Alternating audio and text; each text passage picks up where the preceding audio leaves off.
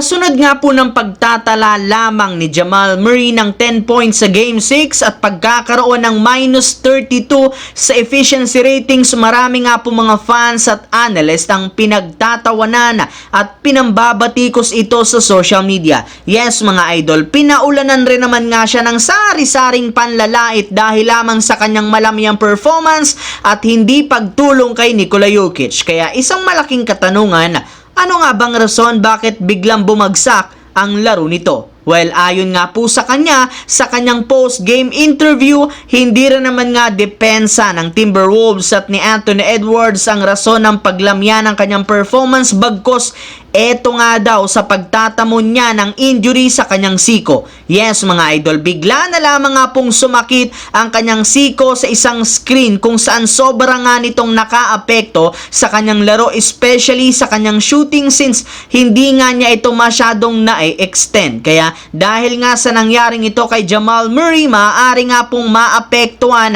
ang kanyang magiging performance sa Game 7 kapag hindi gumaling agad ang kanyang nadarama sa kanyang siko. At gayong nabanggit nga po natin ng Game 7, kahit man hawak ng Denver Nuggets ang home court advantage, wala pa rin naman nga silang kasiguraduhan kung maipapanalo nila ito o hindi since napakahirap para sa isang kupunan na makapag-adjust mula sa pagkatalo nila ng mahigit sa 45 points. Maging si Nikola Jokic, aminado, dinurog talaga sila ng husto ng Minnesota sa Game 6. Kaya wala nga siya ditong magagawa pa kundi ngumiti at tanggapin na lamang ang kanilang pagkatalo at mag-focus sa gaganaping Game 7. Pero ayon nga sa ilang mga fans ng Denver Nuggets, kung gusto man nga po ng kanilang team na manalo sa win or go home sa Game 7, kailangan nga po nilang pilitin ang liga na mag-officiate nga daw si Tony Brothers bilang referee. Gayong sa tuwing hawak nga nito ang kanilang laro, pumapabor lagi sa kanila ang tawagan na pwedeng samantalahin para manalo. Siyempre, matapos lamang nga po mga idol ang pagkalaglag ng Cleveland Cavaliers sa playoffs, questionable na ang future ng kanilang kupunan sa kanilang superstar na si Donovan Mitchell since marami nga po ang nagkaka-interes sa kanya.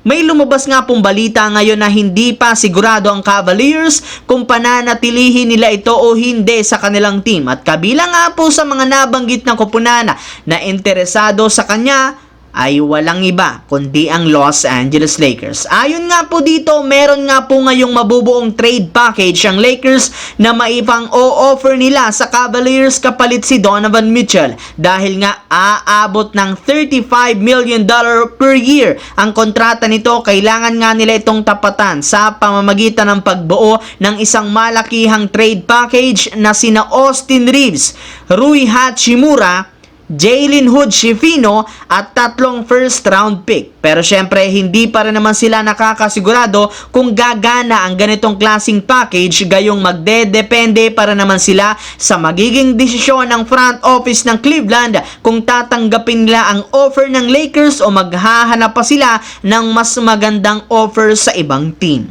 So that's it mga idol. Once again, this is your J-Zone TV. Huwag kalimutang mag-like, mag-subscribe, pindutin ang notification bell sa akin channel para lagi kayo maging updated sa mga videos na pinapalabas ko. Isang malaking shoutout sa lahat mga idol. Maraming salamat po.